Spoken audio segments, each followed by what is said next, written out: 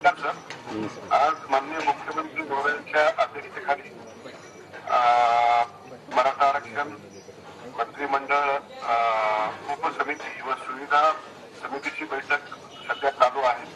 या बैठकीला माननीय दोन्ही उपमुख्यमंत्री महोदय आणि मराठा आरक्षण मंत्रिमंडळ उपसमितीचे सदस्य मंत्री महोदय, आमदार महोदय, त्याचप्रमाणे राज्याचे advocate general justice Maruti Gaikwad साहेब, त्याचप्रमाणे जस्टिस संदीप शिंदे सर आणि सर्व राज्यामधले जिल्हाधिकारी, विभागीय आयुक्त आणि महानगरपालिकेचे आयुक्त, त्याचप्रमाणे सर्व संबंधित सचिव आणि आमचे प्रधान सचिव लोयन शेरी हे सर्व या ठिकाणी उपस्थित होते। त्यामध्ये न्यायमूर्ती संदीप शिंदे यांची जी समिती स्थापन केलेली आहे, मराठवाडा महसूल विभागातील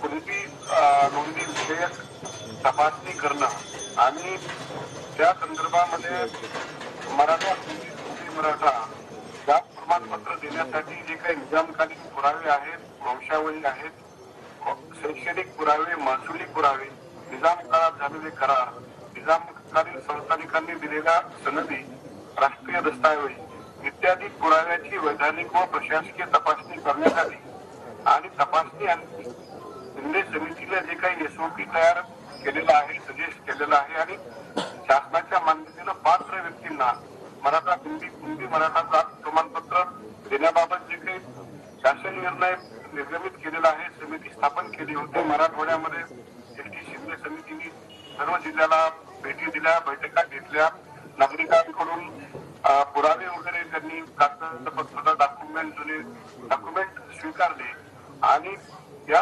समितीचा पहिला अहवाल सादर झाल्यानंतर त्या आधारे देखील आपण शासन निर्णय निर्गमित केला।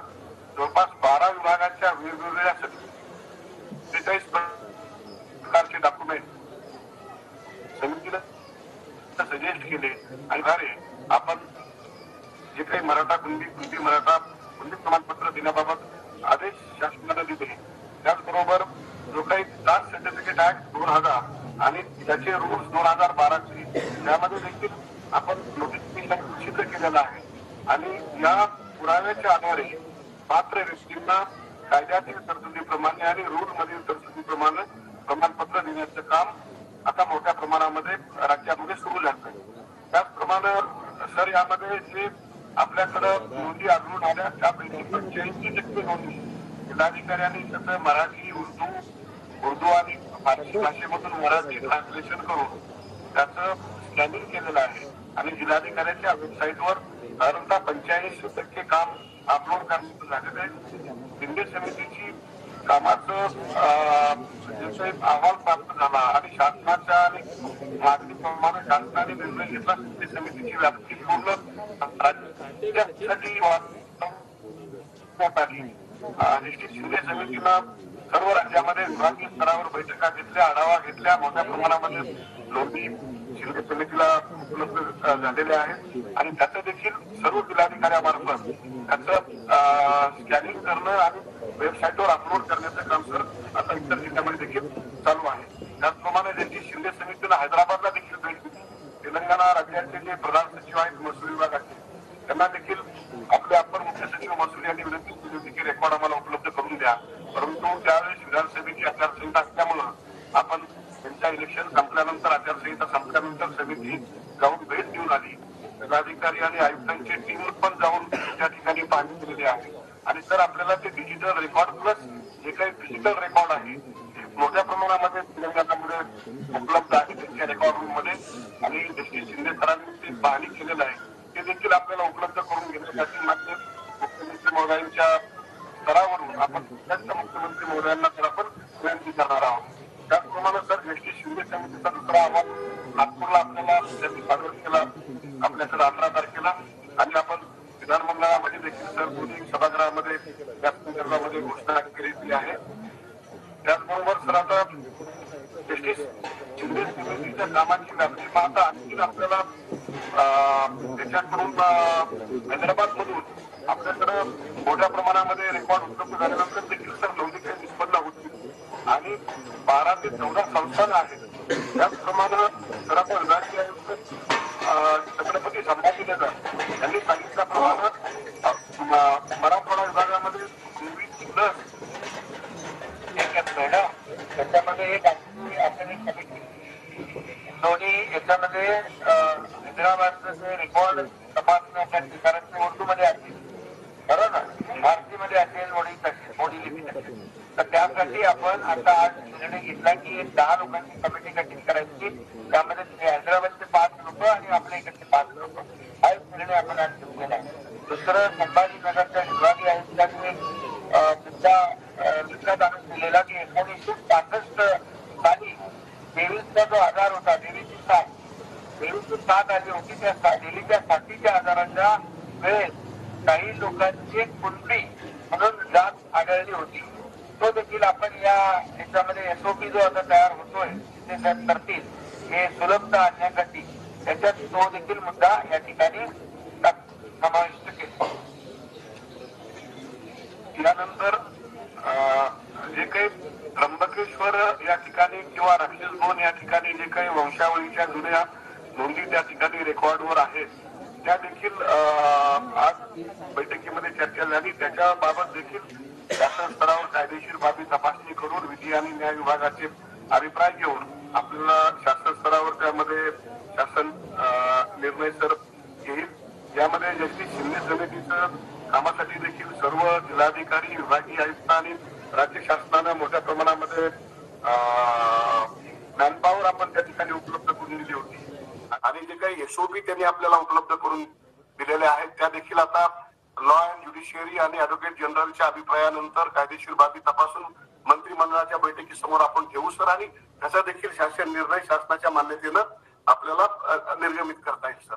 यामध्ये खूप मोठ्या प्रमाणात 66,000 प्लस अधिकारी कर्मचारी आपण जस्टिस शिंदे समितीच्या कामासाठी नियुक्त केले होते आणि त्याचप्रमाणे सर आपण जवळपास प्रत्येक जिल्ह्याला, तालुक्याला आणि विभागीय ठिकाणी 1800 विशेष कक्ष स्थापन केले होते सर. आपण आज दिलेल्या निर्देशाप्रमाणे देखील आपण या राज्य मागासवर्ग आयोगाच्या कामकाजासाठी देखील विभागीय स्तरावर, जिल्हा स्तरावर आणि तालुका स्तरावर आपण विशेष कक्ष स्थापन करतोय आणि राज्य पातळीच्या लेवलला देखील मी स्वतः सचिव जीएडी म्हणून आणि ओबीसी विभागाचे सचिव, राज्य मागासवर्ग आयोग ओबीसी विभागाच्या अंडर असल्यामुळं आम्ही सर पर्सनली यामध्ये राज्य मागासवर्ग आयोगाच्या सोबत कोऑर्डिनेट करतोय सर. जस्टिस शिंदे समितीचं खूप चांगलं कामकाज झालेलं आहे आणि यामध्ये मोठ्या प्रमाणामध्ये आपल्याला सर आणखीन पुढचं रेकॉर्ड देखील आपल्याला शोधायला सांगितलं आहे सर.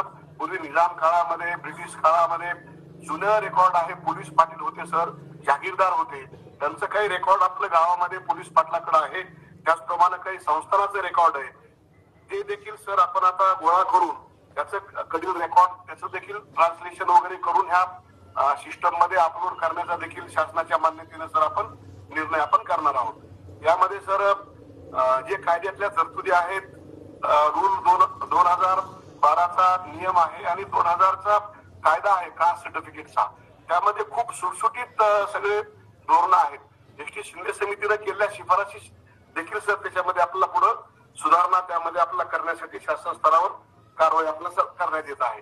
आता दुसरा विषय सर जो आहे तो राज्य मागासवर्ग आयोगाला मराठा समाज सामाजिक आणि शैक्षणिक दृष्ट्या मागासलेला आहे हे तपासण्यासाठी राज्य सरकारनं 13 नोव्हेंबरला सर टर्म ऑफ रेफरन्स आयोगाला दिलेलं आहे. राज्य मंत्रिमंडळानं निर्णय केलेला आहे आणि या कामासाठी Tata institute of social science, त्याचप्रमाणे गोखले इन्स्टिट्यूट पुणे आणि Indian institute of population studies Mumbai ह्या 3 संस्थांना शासनाने मान्यता दिली होती. राज्य मागासवर्ग आयोगानं सर त्यांचं कामकाज आता सुरू केलेलं आहे. गोखले इन्स्टिट्यूटच्या सोबत IIPS चे काही शास्त्रज्ञ आणि रिसर्च करणारे अधिकारी सोबत काम करतायत आणि त्यांनी आता सॉफ्टवेअर बनवायला, ऍप्लिकेशन तयार करायला सुरू केलंय.